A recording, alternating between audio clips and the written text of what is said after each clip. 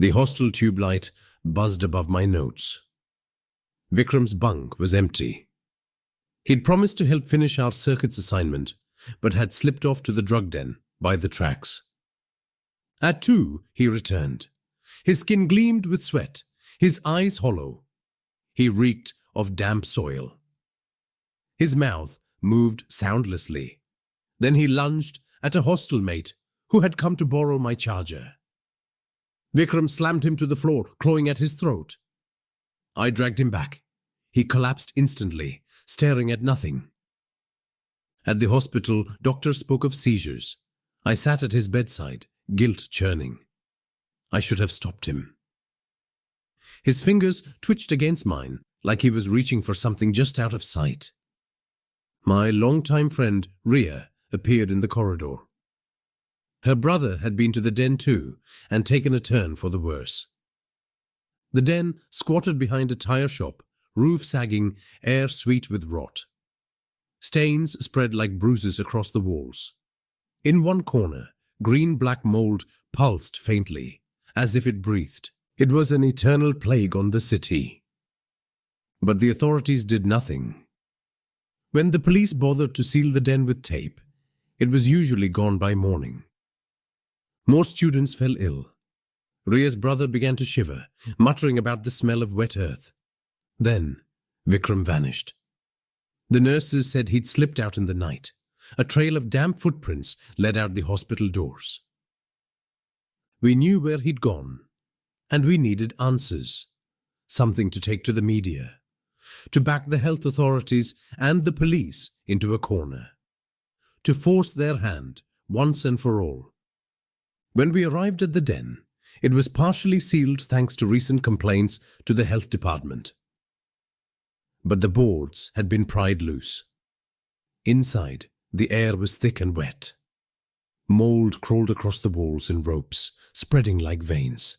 At the far end, a low sound rose and fell, like someone breathing underwater. We crept forward, masks tight. Then we saw him. Vikram knelt on the floor, head bowed. Tendrils rose from the walls and floor, fusing to his arms, his back, his skull. His chest heaved in time with the pulsing growth. "Vikram!" I shouted. He lifted his head. His eyes were gone, sockets packed with green threads that writhed toward us. The mold convulsed. It formed a shape, human-like but hollow, dripping filaments. A fungal monster stitched from bodies and spores, jerking Vikram forward. He opened his mouth, and a hiss spilled out. Not words, but air forced through rot. We staggered back. The thing dragged itself toward us, pulling Vikram with it. For a second, something human flickered across his ruined face. He mouthed my name. Then the filaments yanked him deeper into the growth, swallowing him. He had become one with the spore monster. Ria screamed and bolted for the door, but the boards we'd pushed aside were now thick with a slick mat of fungus. The gap sealed as we watched, a green-black curtain knitting itself shut.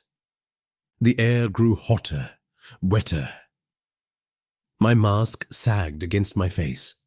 The light from my phone dimmed, its beam caught and refracted by a haze of spores. Shapes moved within it, twitching, shuddering. They had faces I half recognized.